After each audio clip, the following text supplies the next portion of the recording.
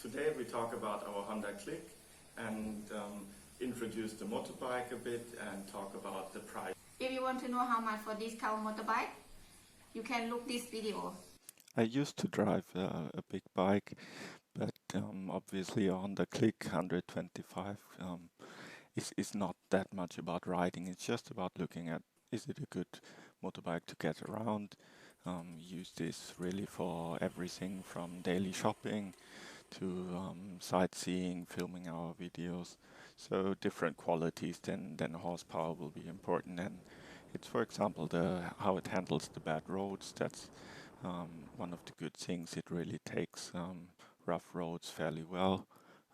Designed as, it's nothing fancy really, probably appealing to younger audience, trying to be a bit sporty here and there, but nothing fancy really from my point of view. If you look at the practicality, then for me, this space just sitting on the bike is just fine, but I'm also not really a tall person, so 1 meter 74. European shoe size is 41. You see the space is fairly limited, so if you're a tall guy, you probably want to really have a look how comfortable you sit in terms of especially the space on the footrest, but probably also the knee space if you want to use it with two people on it. Then in terms of storage space, you have this nice little key and button access to the storage. You can store a full-size face shield helmet, and you can get some more stuff like the raincoat you need here in rain season and other small items in there. Then there's just a very small toolkit under the seat and the manual, which is all in Thai, so it won't help you a lot if you have a problem on the road, but at least it's nicely stored away. In terms of parking your motorbike, got the standard one and also the double one. Takes a bit of practice, but then it's just really solid. Safety features, it's got this lock cover. It is a bit tedious to open it every single time, but supposed to help with lock picking and so on, at least make it a bit more difficult.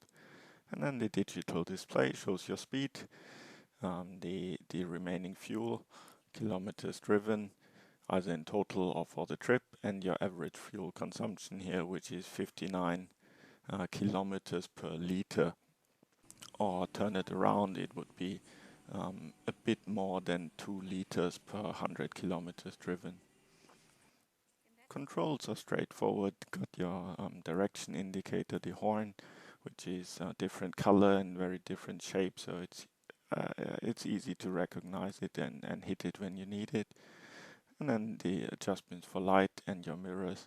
The mirrors give a fairly good view on this motorbike, so they're placed on the outside far enough so you won't see yourself much, but have a good look of the traffic. And then on the right side, it's the electric start. You also have a manual kickstarter just in case your battery is dead. And as you can see, you can check your brake fluid and switch between the idling mode and the start-stop mode for idling.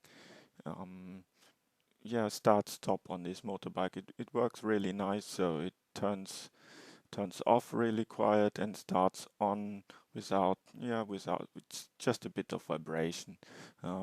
Do I use it though? Not really, so I usually would put it onto the idling mode and then just use it probably on intersections where I know it's going to be off for more than a minute. Then I use this function. It's slightly more convenient than manually shutting your bike off and restarting it. Daytime running lights and headlights are all LED, same for the backlight. That's just a design feature, but it looks up to date and modern. If we come to the maintenance part, it starts with 1,000 kilometers, 6,000 kilometer, and then goes on in about 6,000 kilometer intervals.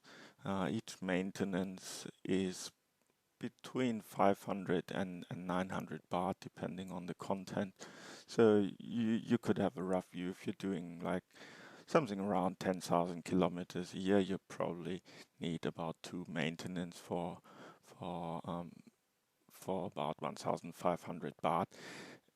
In our case, if we then go on to the price, the first 3 years maintenance would be included, as well as the insurance, free helmet, free jacket, nothing special, really just cheap giveaways. But all in all, we did not manage to get any cash discount, so we were staying really close to the MSRP. 54,500 baht was then the price paid. Did you manage to get any discount, or is this situation different in Thailand anywhere? For me, it feels strange that there is no discount at all.